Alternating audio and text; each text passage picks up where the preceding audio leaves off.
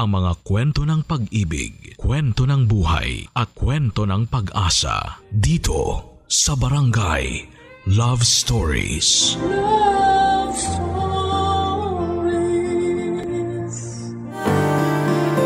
Hindi masama ang pagbabago, lalo na kung paraan ito ng isang tao para magpakatotoo. Kaya nga sa isang relasyon, bukod sa pag-ibig, mahalaga din ang pagtanggap. Ikaw kapuso, gaano mo kamahal ang asawa mo? Dear Papa Dudut, noong bata ako ay mahilig ako sa mga love story kung saan ay nagkakatuluyan ang bidang lalaki at babae sa dulo. Gusto ko rin sa mga pelikula yung romance na may halong katatawanan at kaunti lang ang iyakan. Akala ko kasi ganun lang pag na-inlove ang isang tao. Yun bang puro masayang bagay lang ang mararanasan niya? Kung may lungkot na parte man ay hindi masyadong nabibigyan ng pansin kasi lilipas lang din. Kaya nga nung tumuntong ako sa pagiging teenager ay pinangarap ko ng makakilala ng isang lalaki na sa huli ay magiging Prince Charming ko. Kaya lang may plot twist pala sa akin ang kapalaran at yon ang dahilan kung bakit ako sumulat sa programa ninyong Barangay Love Stories. Bago ko umpisahan ang aking kwento, tawagin niyo na lamang ako sa pangalang Eslyn. 34 years old at tubong Manila pero kalilipat lang namin ang asawa kong si George dito sa London, United Kingdom. Meron na kaming isang anak na lalaki na nasa Pilipinas ko pinanganak. Isa akong CPA pero naka-work from home auditor ako dito sa UK. Si George naman ay isang mechanical engineer. Matagal na naming pangarap ang makapag-migrate, kaya masasabi kong dream come true na nakalipat na kami rito. Pero kahit na malayo na kami sa Pilipinas ay panate ko pa rin ako ng programa ninyo sa radyo. Kaya nga sinusubaybayan ko pa rin ang istorya ng mga kabarangay natin online. At sa katunayan, naimpluwensyahan ko na nga ang asawa ko na makinig sa inyo, Papa Dudut. Magsisimula ang kwento namin ni George noong nasa Pilipinas pa lamang kami. First, boyfriend ko siya at lagi kong dinarasal. Nasanay siya na rin ang lalaki na magiging asawa ko. Nagkakilala kami noong pareho kaming sumali sa theater club noong nasa kolehiyo kami. Doon kami nagka-developan hanggang sa nagkaaminan ng feelings. Niligawan ako ni George ng 2 buwan bago ko siya sinagot, Papa Dudut. Mahal na mahal din siya ng parents ko kasi naman ay hindi lang siya gwapo at matalino. Mabait din siya at kasundo niya ang daddy ko na isa ring engineer. Mas tumatag lang ang aming relationship noong graduate na kami sa kolehiyo at nagtrabaho. Isa sa mga okasyon na hindi ko malilimutan ay noong celebration ng 5th anniversary namin. Dahil sa sorpresa ako ni George, Papa Dudut.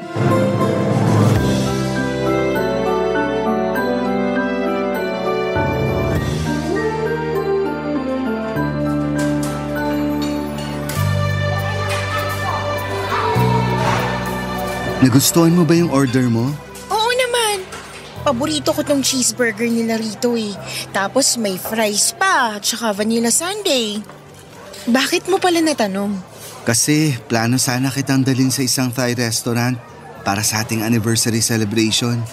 Pero sabi mo, dito na lang kasi nagka-crave ka ng burger, fries saka sundae. Naku, sorry. May reservation ka na ba dun sa restaurant? Kasi kung meron na, pwede naman nating puntahan. May space pa rito sa tiyan ko. Actually, meron pero pinamove ko na lang mamayang dinner. Hindi lang naman ngayong lunch ang anniversary natin, buong araw. Kaya spoil kita. Spoil na ako sa'yo. Ano ka ba? Deserve mo yun. Kasi girlfriend kita at mahal kita. Kayo ng anak natin. Mahal din kita, George. Thank you kasi dinala mo ako rito sa fast food na to. Naalala mo ba na dito tayo unang nag-date noon? Hala, oo nga no. Kaya pala pamilyar. Hindi ko agad namukaan kasi nirenovate na pala to.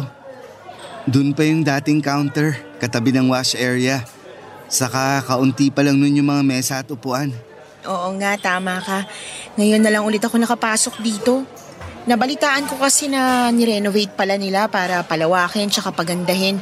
Kaya naisip ko na dito tayo mag-lunch ngayong anniversary natin kasi espesyal yung lugar na to sa atin eh. Kahit na nagbago na yung lugar, marami pa rin tayong memories dito. At kahit 5 taon na nakakalipas, parang kahapon lang ang lahat. Hala, ano namang ibig sabihin nun? Ibig sabihin, sariwa pa rin yung mga memories. Kasi, di ba, dito tayo unang nag-date hanggang sa naging favorite place na natin to.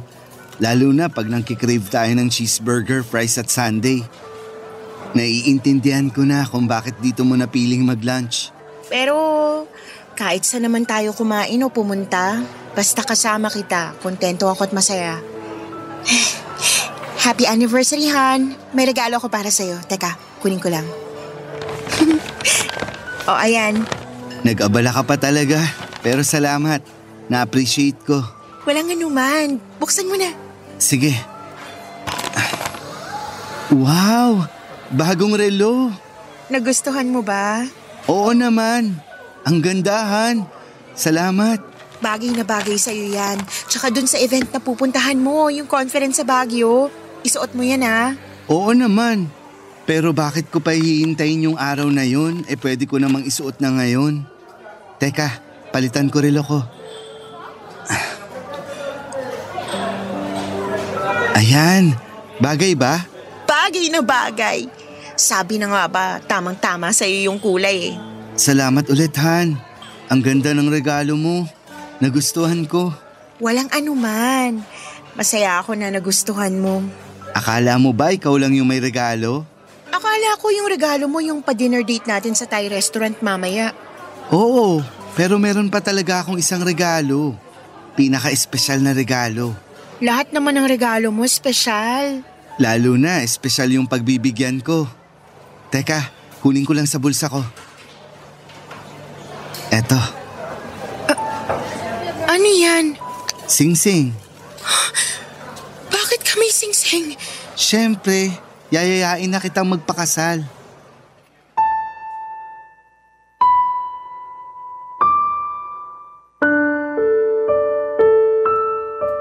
Sobrang saya ko ng mga panahon na yon dahil hindi ko inakala yung sorpresang proposal sa akin ni George. Pero sa totoo lang ay kasal na lang ang kulang sa amin, lalo noong nagsimula kaming mag-live-in 1 year ago. Wala namang kaso yon sa parents namin dahil hindi naman sila yung tipong tradisyonal o naniniwala na dapat ay ikasal munang magkasintahan bago magsama sa isang bubong. In fact, sina Mommy at Daddy ang nag-udyok sa amin na mag-live-in para mas makilala namin ang isa't isa. At ang masasabi ko lang ng mga panahon na yon ay mas napatunayan ko na si George na ang taong gusto kong makasama sa panghabang buhay, Papa Dudut. Nagkaroon din pala kami ng anak bago kami ma-engage ni George. Kaya nga sobrang saya ng pamilya namin dahil sa wakas ay mababasbasan na kami ng simbahan. Excited na rin ako maging asawa ni George ng mga panahon na yon. Mahal na mahal ko siya at para sa akin ay kilalang kilala ko na ang mapapangasawa ko.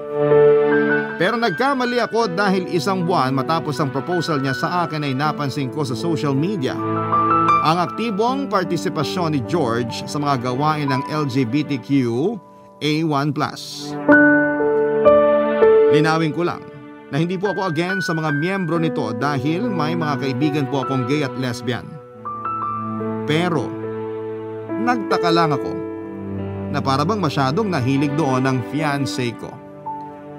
Tapos lagi rin siyang low-key na nagkukwento ng mga kung ano-ano tungkol sa mga transgender. Nakuha raw noon ang atensyon niya.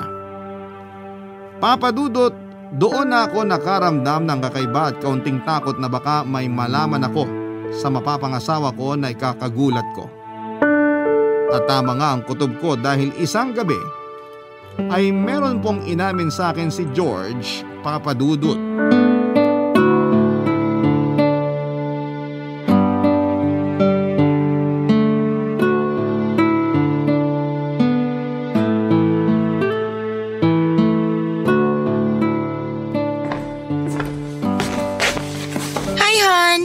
Ano yung pinapanood mo?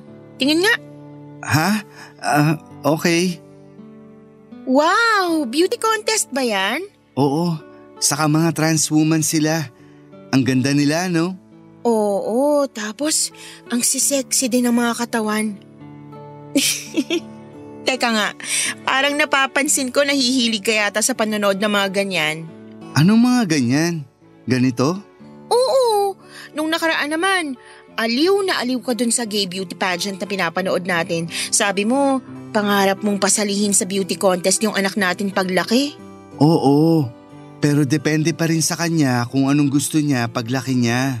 Pero lalaki naman yung anak natin. Bakit mo naisip na gusto niyang sumali sa beauty contest?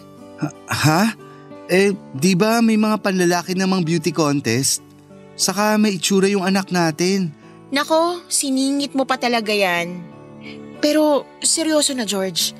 May napapansin kasi ako sa'yo nitong mga nakaraang buwan. Napapansin? Ano naman yun? Yan, yung pagkahilig mo sa mga ganyang content. Naninibago lang kasi ako. Naisip ko lang na baka may dahilan kaya ganun. Ay, ang totoo, meron talaga. Hulaan ko. May costume party kayo sa opisina nyo tapos kailangan nyo mag-crossdress? Hindi, wala. Pero ano kasi… Ano nga kasi? Parang kinakabahan naman ako. Huwag kang kabahan, ano ka ba? Sinong hindi kakabahan? Bastahan, kahit na anong marinig mo, tandaan mo na mahal ko kayo ng anak natin ha. Mahal na mahal ka rin namin, Han. Pero sabihin mo na kasi, tingnan mo oh. Kulang na lang lumabas na yung puso ko sa dibdib ko sa kaba. Okay, sasabihin ko na. Basta makinig ka munang mabuti ha. Nakikinig ako, Han. Ang totoo, matagal ko na itong nararamdaman. Noon pa bago maging tayo. Pero mas nangibabaw pa rin yung pagkagusto at pagmamahal ko sa'yo. Kahit na nalilito na ako nun sa sarili ko. Ha? Nalilito? Oo. Akala ko nung naging tayo, mawawala na yung pakiramdam ng pagkalito sa sarili ko. Kasi nga mahal kita. Pero mali ako. Ano ba kasing ibig mong sabihin, Han? Ako yung nalilito sa'yo eh. Alam mo kasi, meron akong nararamdaman sa loob ko na parang gusto kong maging babae. Gusto mong maging babae? Ibig sabihin, bakla ka? Hindi naman sa ganun. Kasi di naman ako attracted sa lalaki. Kasi nga mahal kita. Linawin mo nga yung sinasabi mo. Lalo ako naguguluhan sa'yo eh. Gusto mong maging babae? Oo. Ano? Ewan ko. Pero bata pa lang ako, ganun na talaga yung gusto ko. Oo, lalaki ako. Pero gusto kong maging babae. Gusto ko kung paano nyo dalhin yung sarili nyo. Gusto ko yung pananamit nyo, yung make-up, saka postura. Kaya nga tuwang-tuwa ako sa panonood ng mga beauty pageant kasi gusto kong maging katulad nyo physically. Ewan ko pero pakiramdam ko nabubuhay ako sa maling katawan. Nasisiraan ka na ba ng ulo? May anak na tayo, ikakasal na tayo tapos bigla mong sasabihin yan? Wala pa rin namang magbabaguhan. Ako pa rin ang tatay ng anak natin. Ikakasal pa rin naman tayo. Ikakasal? Inaayos na lang natin yung venue saka yung food. Sa palagay mo ba gusto ko pa rin magpakasal sa'yo pagkatapos mong umamin sa akin? Eslyn naman, wag mo namang gawin sa akin to, Han. Sana naisip mo yan bago mo pa sabihin yung bagay na yan. Gusto mo bang itago ko to sa'yo hanggang makasal tayo? Tapos saka ko lang sabihin? Siyempre hindi ko yun magagawa. Kaya nga ngayon pa lang umamin na ako kasi ayoko nang magsinungaling sa'yo. Kahit umamin ka na, nagsinungaling ka pa rin sa akin ng 5 taon, George. At hindi ko na alam kung paano ka pa pagkakatiwalaan. Kaya sabihin mo, gugustuhin ko pa bang makasal sa'yo?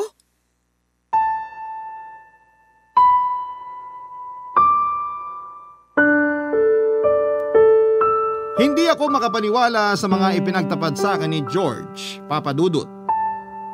Nang mga panahon na yon ay halos gumuho ang mundo ko lalo na at hindi ko alam kung paano tatanggapin ng buo ang mga sinasabi niya. Gusto niyang palitan ang kasarian niya para maging ganap na babae kahit na lalaki siya ng pinanganak. Alam ko na may mga tinatawag na transgender at wala naman akong pakialam sa mga choices nila dahil hindi naman ako naapektuhan noon. Pero iba na pala sa pakiramdam kapag mismong mahal mo sa buhay ang gustong magkaganon. At sa lagay ko ay si George na mapapangasawa ko pa, Papa Dudut. Sa totoo lang ay litong-lito ako ng mga sandaling yon.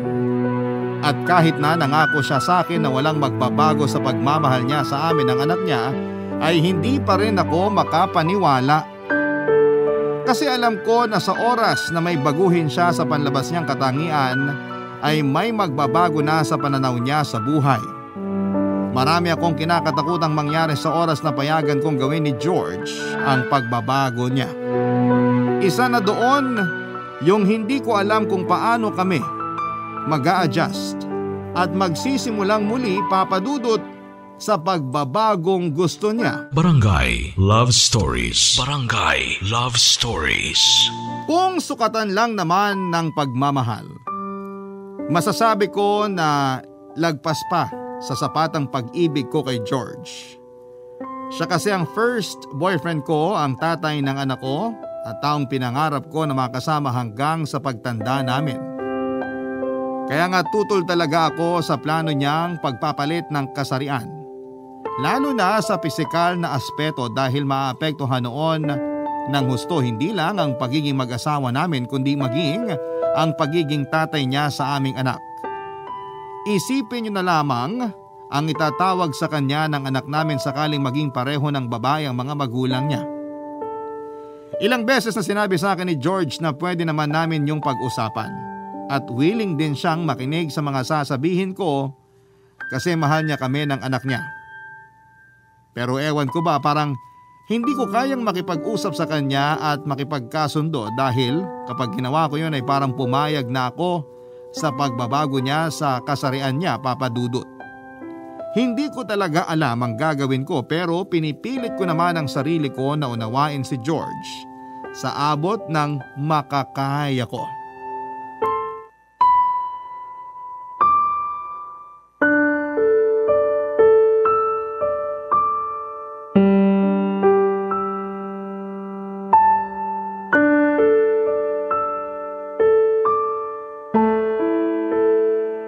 Ilang araw mo na akong hindi kinakausap, Han. Alam mo naman yung rason kung bakit, di ba? Kaya nga gusto ko sana na pag-usapan natin to. Pag nag-usap ba tayo, mababago nun yung pagiging bakla mo at yung kagustuhan mong magpalit ng kasarian? Ay, hindi, pero... Eh di wala na pala tayong dapat pag-usapan pa. Eslyn naman, makinig ka muna kasi. Hirap sa'yo, nagagalit ka agad. Paano hindi ako magagalit? Eh sinira mo na yung pamilya natin. Sobra ka naman magsalita. Hindi ko sinira ang pamilya natin dahil lang sa pagsasabi ko ng totoo. Pero hindi nakatulong yung pagsasabi mo ng totoo. Sana kasi noon mo pa sinabi eh. Hindi yung pinatagal mo pa talaga at pinaabot ng 5 taon. Kung sinabi ko ba noon matatanggap mo ko o hindi pa rin? Hindi ko alam ang sagot dyan. Hindi mo na ba ako mahal? Mahal kita. Pero naguguluhan ako. Ang bilis naman kasi ng mga pangyayari. Alam kong masorpresa kang tao pero di ko naman akalain na ganitong klaseng sorpresa yung gagawin mo sa amin ng anak mo. Alam mo ba na marami akong kinatatakutang mangyari dahil dyan sa paglaladad mo? Huwag ka kasing matakot sa sasabihin ng ibang tao. Lalo na kung wala naman tayong tinatapakan. Madali lang yang sabihin sa'yo. Pero hindi mo talaga naiintindihan ng lahat eh. Kasi sarili mo lang ang iniisip mo na hindi mo kami naisip ng anak mo. Sige nga, pag lumaki ang anak mo, ano na lang itatawag niya sa'yo? Pwede niya akong tawaging daddy. Hindi ko naman aalisin sa bata yun eh. Pero ang mga daddy hindi nag-aastang babae at hindi pang babae ang katawan. Huwag ka namang magsalita ng ganyan. At bakit hindi ako pwede magsalita ng ganito? Kasi nasasaktan ka pag nagsasabi ako ng totoo? Honey naman. Huwag mo nga akong matawag-tawag na honey kasi nagditiri ako sa'yo. Eslyn! Huwag mo akong lalapitan. Huwag mo rin akong hahawakan. Alam mo, wala na talaga mangyayari sa atin kung magsasama pa rin tayo sa iisang bubong eh.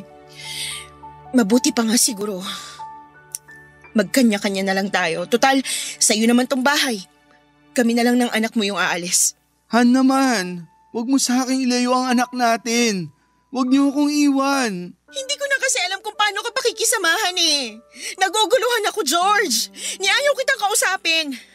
Ayaw kitang katabi sa kama o kahit man lang kasabay sa pagkain. Dahil ba nagpakatotoo lang ako sa'yo? Baka nakakalimutan mo. Tao rin ako. Pero kung pandirian mo ko, daig ko pa yung halimaw. Wala akong sinasabing ganyan. Wala. Pero yun na rin yung ibig mong sabihin eh. Hinuhusgahan mo ko kasi hindi mo matanggap yung pagkatao ko. Inaasahan mo ba na matatanggap kita agad na ganun kadali? Nirirespeto ko yung desisyon mo. Kaya nga respetuhin mo rin yung desisyon ko na makipaghiwalay na sa'yo. Honey, please. Hindi ko kaya na mawala kayo sa akin ng anak ko. Kayo yung buhay ko eh. Huwag niyo akong iwanan. Ewan ko, George. Sa ngayon, yun lang yung paraan na naiisip ko eh. Yung maghiwalay tayo. Hindi ko lang maipapangako sa'yo kung magbabago pang isip ko tungkol dito pero sige. Sige, pag-iisipan ko. Alang-alang sa anak natin at sa pamilya natin. Mahal ko si George pero hindi ko alam kung sasapat ang pagmamahal na yon para mapanatili kaming magkasama. Isa kasi sa mga kinakatakutan ko ay yung pulaan kami ng ibang tao dahil sa sexualidad na pinili niyang maging sakaling magbago na siya. Hindi ko alam kung kaya kong marinig ang mga pangiinsulto o opinyon ng ibang tao kasi may pagka-sensitive pa naman ako. Madali ako maapektuhan ng sinasabi ng iba at kahit na inaaral ko ng huwag personalin ang lahat ng bagay ay lagi pa rin akong bumabalik sa umpisa, Papa Dudut. Kaya nga sa kabila ng pagmamahal ko kay George ay nananaig pa rin ang mga kinakatakutan ko. Sa huli dumating ako sa point na tinuloy ko pa rin ang pakikipaghiwalay sa kanya. Hindi na lamang sa pag-atras sa kasal namin kundi sa pag-alis na rin ng bahay na aming tinitirhan. Hindi ko makakalimutan ang pagmamakaawa ni George na huwag namin siyang iwan ng anak niya. Pero nagbingi-bingihan ako sa iyak at pakiusap niya. Hindi niyo naman ako masisisi kasi litong-lito ako ng mga panahong yon. Pansamantala muna kaming tumuloy sa bahay ng parents ko, Papa Dudut. In-explain ko sa kanila ang nangyari at kinomfort naman nila ako. Hindi ko na kasi alam kung makakaya ko pang solohin ang lahat. Nagulat sila sa desisyon ni George pero hindi naman sila naggalit dito. Sa kabila ng lahat ay mahal nila at boto sila kay George bilang tatay ng anak ko at dapat na mapapangasawa ko, Papa Dudut. Lumipas ang isang buwan at kinontak pa rin ako ni George para sa sustento ng anak namin. Isa sa mga nagustuhan ko sa kanya ang hindi niya pagpalya sa bagay na yon.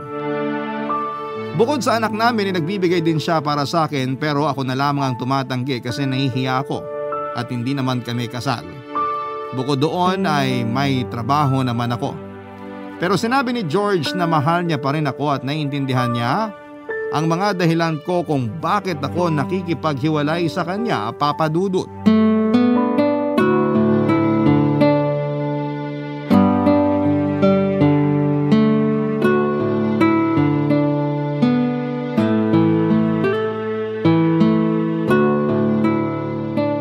Alam mo ba na nung nakaraang gabi, hinanap ka na naman ng anak natin. Kaya thank you kasi pumunta ka ngayon. Kita mo, halos ayaw humiwalay sa'yo eh.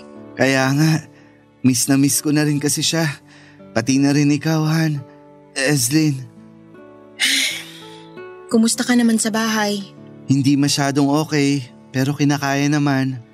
Simula kasi nung umalis kayo doon, sobrang tahimik na nung bahay. Tapos, wala na rin yung dating amoy gatas at asukal kapag nagbe-bake ka ng cake at cookies for desserts natin. Nakakatawa man pero pati yun namimiss ko. Yun lang? Hindi mo namimiss yung mga lutong ulam ko? Siyempre namimiss ko rin. Yung totoo, napapadalas yung pag-order ko sa fast food. Hala, bakit? Alam mo namang nakakataas ng uric acid kapag puro fast food kinakain mo. Wala kasi akong gana magluto pag uwi ko. Kaya nagte-take out na lang ako. Yung gamot mo, iniinom mo pa ba? Oo, hindi. Ano ba talaga? Hindi ako nakainom kagabi. pati yata nung nakaraan. George naman, huwag mo namang pabayaan ang sarili mo. Hindi ko naman pinababayaan ang sarili ko. Naliligo pa rin ako araw-araw. Pumapasok sa trabaho, umiinom ng tubig, kumakain kahit paano. Pero madalas wala akong gana. Lagi akong matamlay. May isang beses nga na nag-leave ako sa trabaho para lang matulog maghapon sa bahay. Kahit wala naman akong sakit. Kasalanan ko talaga to eh. Wala ka namang kasalanan. Huwag mong sisihin ang sarili mo. Hindi ko kasi mapigilan eh. Lalo alam kong naging padalos-dalos ako sa desisyon ko na umalis kami ng anak mo sa bahay at umurong sa kasal natin. Pero may dahilan ka naman. Nung una, aminado akong hindi ko yun naintindihan. Inisip ko na sobra ka naman sa desisyon mo. Pero sa uli, na-realize ko na mali rin ako. Malaking kasalanan yung magsinungaling, di ba? Pero ginawa ko pa rin at pinatagal yung pagsasabi ko ng totoo. Hindi ko na mababago yung nagawa ko pero dun lang naman sa bagay na yun ako di nagsabi ng totoo. Kasi yung pagmamahal ko sa iyo at sa anak natin, lahat ng yun ay totoo, Eslyn. At hanggang ngayon, kahit nahiwalay na tayo, mahal na mahal ko pa rin kayo. Naniniwala naman ako sa pagmamahal mo sa amin. Nakikita ko yun at nararamdaman ko. Lalo na ngayon na kahit hiwalay na tayo, sobrang effort mo pa rin. Pumupunta ka pa rin dito sa bahay. Nagdadala ng pasalubong sa amin ng anak mo, pati na rin kina mami at daddy. Mahal ko kayo eh. Saka masaya ako kasi hindi nagalit sa akin ang mga magulang mo nung nalaman nila yung desisyon at pagkatao ko. Paano sila magagalit sa'yo? Ang bait-bait mo. Tsaka, hindi ka nagbago simula nang ipakilala kita sa kanila. Lagi mo silang kinukumusta, binabate kapag may mga espesyal na okasyon at hindi ka rin nakakalimot na i-treat sila ng paborito nilang pagkain o igala man lang. Maliit na bagay lang naman ang mga yon. Hindi yun maliit kasi nararamdaman nilang mahalaga sila lalo na sa edad nila. Pero alam mo, nabukod doon, sinabi niya na mami at daddy na parang anak ng turing nila sa'yo kasi nakikita nilang mahal na mahal mo ko. Lalo mo pa raw ako minahal nung nagkaanak tayo kaya nga ang saya-saya nila nung sinabi nating plano na nating magpakasal. Hindi naman magbabago yung pagmamahal ko sa inyo ng anak natin kahit na hindi natuloy yung kasal natin. Kasi para sa akin, kayo pa rin ang pamilya ko. At ikaw pa rin ang babaeng mahal ko. Siya pa rin naman ang George na minahal ko kahit na hindi kami pareho ng gusto. Siya pa rin naman ang maalaga at responsableng tatay ng anak ko. Siya pa rin ang lalaking gusto kong makasama hanggang sa pagtanda namin pero aminado ako na hindi ko alam kung paano kami magsisimula. Mahal ko pa rin naman si George at habang tumatagal ay mas lalo ko siyang nakikilala. Isa na nga doon yung napatunayan ko na kahit magbago siya sa pamamagitan ng pagpapalit ng kasarian ay hindi pa rin mawawala ang mga magaganda at mabubuti niyang katangian bilang siya. Kung tatanungin ninyo ako kung nasa na ako sa acceptance journey ko tungkol sa pagbabago ni George, masasabi kong nasa kalagitnaan na.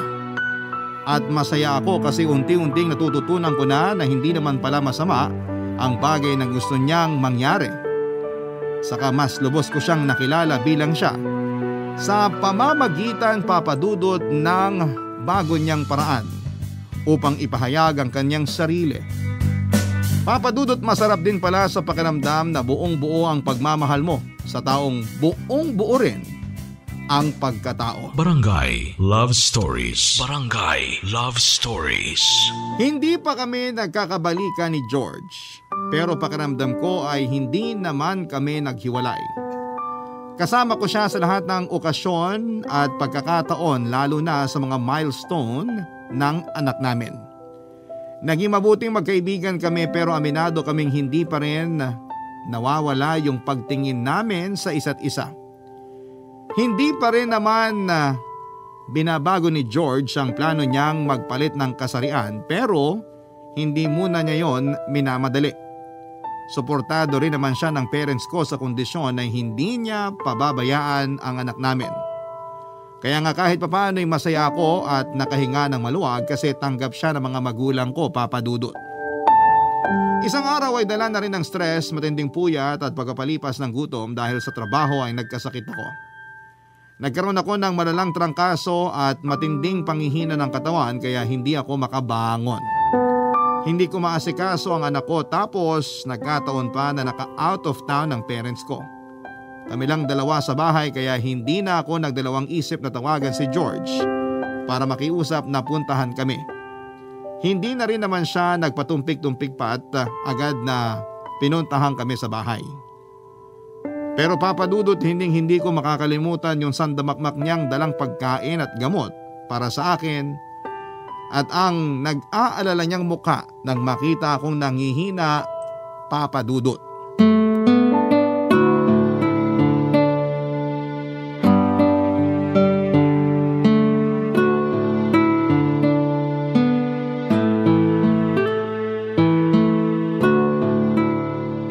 George, ayoko na. Busog na ako. Sigurado ka? Hindi mo pa nga nauubos yung lugaw. Pero nakakalahati ko naman eh. Tingnan mo, yun na yung pinakamaraming kinain ko simula nung magkasakit ako. Inubos ko pa yung nilagay mong itlog. Sa bagay, mas okay na to kesa nung mga nakaraan na nakakaisa o 2 subo ka lang. Wala kasi talaga akong gana tapos wala pa akong panlasa. Hindi ko na maalala kung kailan ako huling beses na wala ng panlasa dahil sa trangkaso. Siguro bata pa ako nun. Pero kwento mo kumakain ka pa rin kahit wala kang panlasa, diba? Oo, kasi mas takot akong magutom kesa magkasakit. Ewan ko sa'yo. Nagpagutom ka nga nitong mga nakaraang linggo. Sabihin mong hindi. Hindi ako nagpagutom. Madalas lang magutom. Di kasi ako nabubusog sa kinakain ko. Lalo't wala akong gana. Pero kumusta ka na ngayon? Ako? Ayos naman. Mas mabuti at may ganang kumain kasi kasabay ko na kayo ng anak natin. Lalo kapag pumupunta ako rito. Halata nga kasi hindi ka na lang basta nagti-take out ng pagkain. Nagluluto ka na rin ng mga dinadala mo sa amin. Oo naman. Bagong hobby ko yung pagluluto. At masaya ako na pinaglulutuan ko kayo. Nung di pa ako nagkakasakit, sarap na sarap ako sa lutong bistik at bopis mo. Panalo yun. Masarap pa rin naman yung lugaw mo pero wala lang talaga akong panlasa eh. Babalik din yan pag gumaling ka. Teka, bago mapasarap kwentuhan natin, inumin mo na muna tong gamot mo. Ayoko niyan, mapait. Akala ko ba wala kang panlasa? For some reason nagkakaroon kapag iniinom ko yung gamot na yan eh. Ay, daig mo pa yung anak natin pag nagkakasakit? Pahirapan pa inumin ng gamot? Mas malala naman yun kasi nagtatantrums pa yun. Akin na nga yan, iinumin ko na para tapos na. Ayan.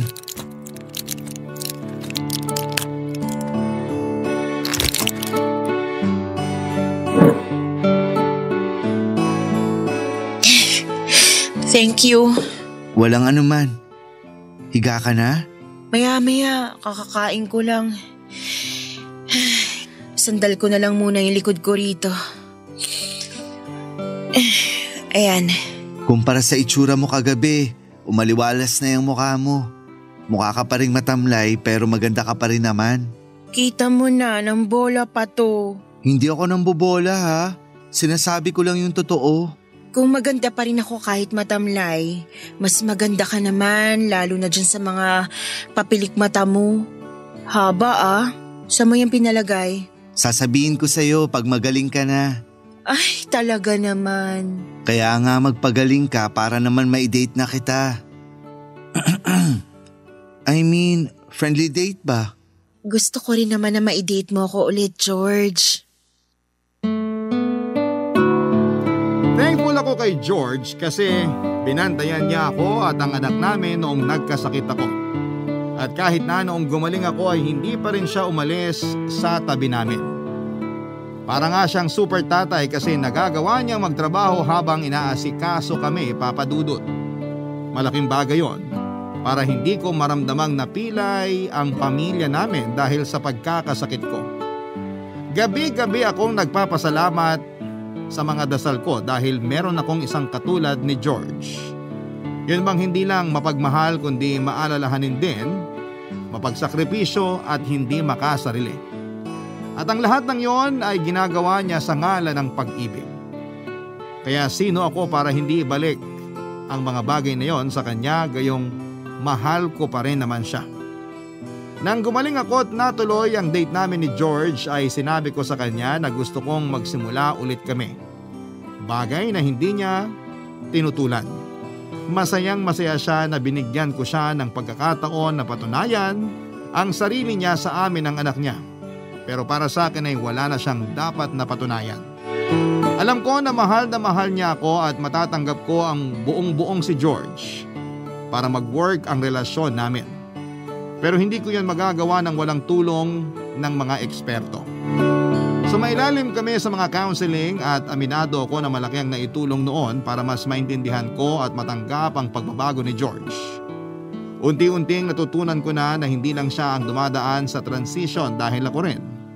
Sa katunayan ay dumaan ako sa mabuting pagbabago nang tuluyan kong matanggap ang bagong pagkatao ni George, Papa Dudut.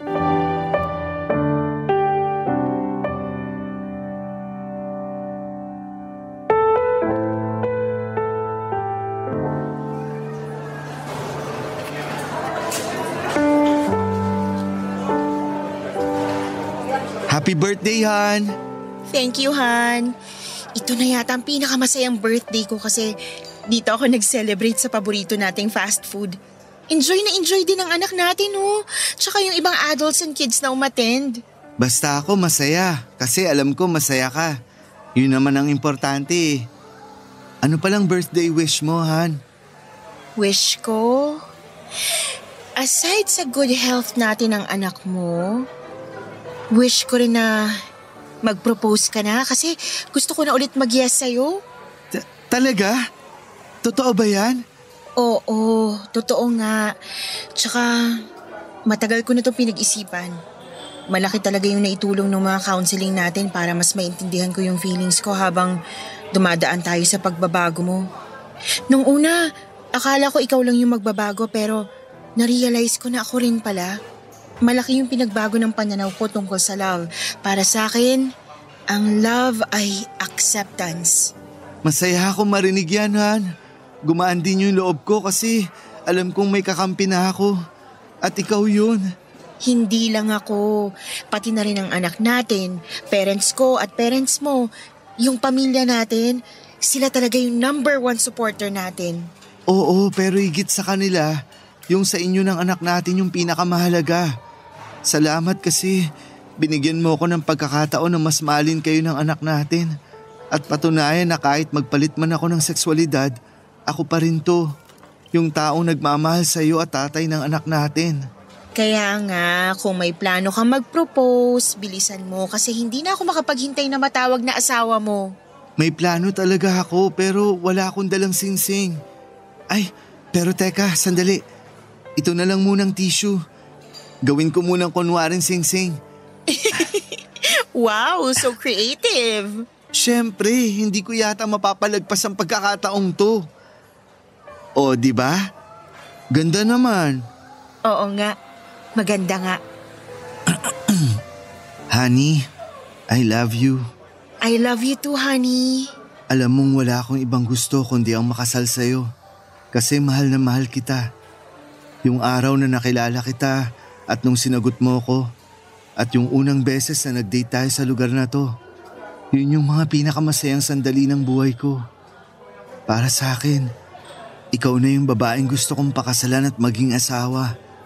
Ikaw yung gusto kong makasama hanggang tumanda tayo.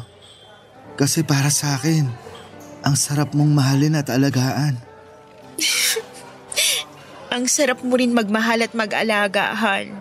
Kaya nga hayaan mo kong tuparin yung mga bagay na pinangako ko sa'yo. Hayaan mo kong iharap ka sa altar. Mahalin at alagaan araw-araw. Ipagluluto rin kita ng paborito mong bistek at bopis. Ikaw na lang talagang magsasawa. Hindi ko yun pagsasawaan kasi katulad ng pagmamahal ko sa'yo yung lasa ng luto mong bopis at bistek. Masarap at hinding-hindi nagbabago. Nax, feeling ko tuloy professional chef na ako. Hindi na lang basta engineer. Pareho kang magaling sa dalawang bagay na yun.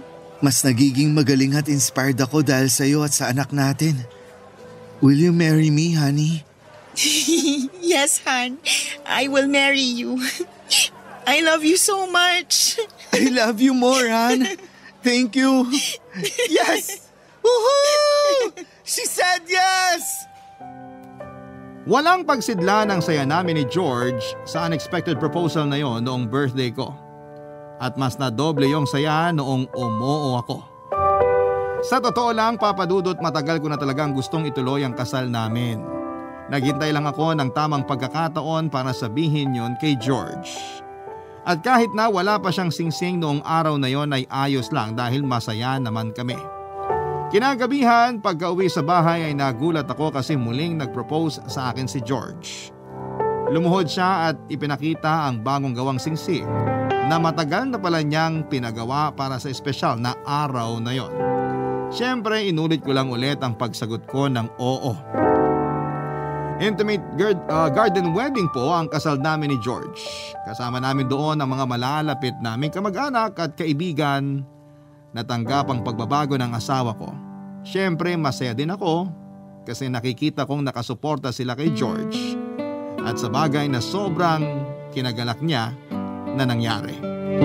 Para sa akin, mahalaga na matanggap ka ng taong mahal mo para mas madagdagan ng tiwala at pagpapahalaga mo sa iyong sarili. Kaya nga nangako ako kay George na hinding-hindi magbabago ang pagmamahal at suporta ko sa kanya, lalo na at mag-asawa na kami. Sa kasalukuyan ay nandito na kami sa UK ng pamilya ko at inaayos pa ni George yung mga kailangan niya para matuloy ang surgery niya. Konti na lang at makakamit na niya ang pangarap niya na makapagpalit ng kasarian. Pinospone kasi namin yon noong nasa Pilipinas kami dahil naging busy kami sa pag-aasikaso ng papers namin for migration. Malaking adjustment pero matagal na rin namin itong pangarap. Sobrang proud ako sa asawa ko kasi alam ko na nagpapakatotoo lamang siya at mas mahal ko yung bersyon ng pagkatao niyang yon. Kapag naging ganap na babae na siya ay gusto niyang tawagin ko siya sa pangalang Georgine. Hanggang dito na lamang po ang sulat ko, Papa Dudut, at sana'y merong natutunang aral ang mga kabarangay natin sa kwentong binahagi ko. God bless sa inyong programa sa Barangay Love Stories. Ang inyong forever kapuso at kabarangay, Esli. Nagustuhan ng iyong napakinggan? Ituloy yan via live stream sa www.gmanetwork.com/radio.